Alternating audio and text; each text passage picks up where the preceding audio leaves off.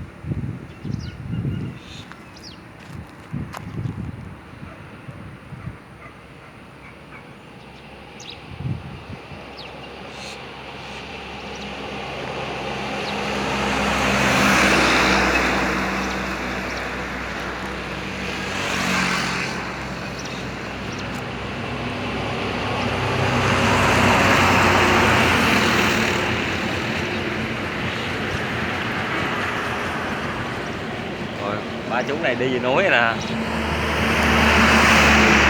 ba chú nói là tìm núi Tà Cú á.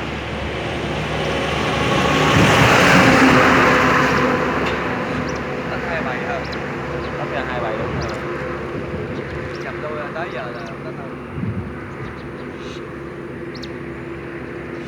Nhập vô. Không, chim tách ra 2 bài rồi. Nhập. Ở đâu nhập? Gần quá mà.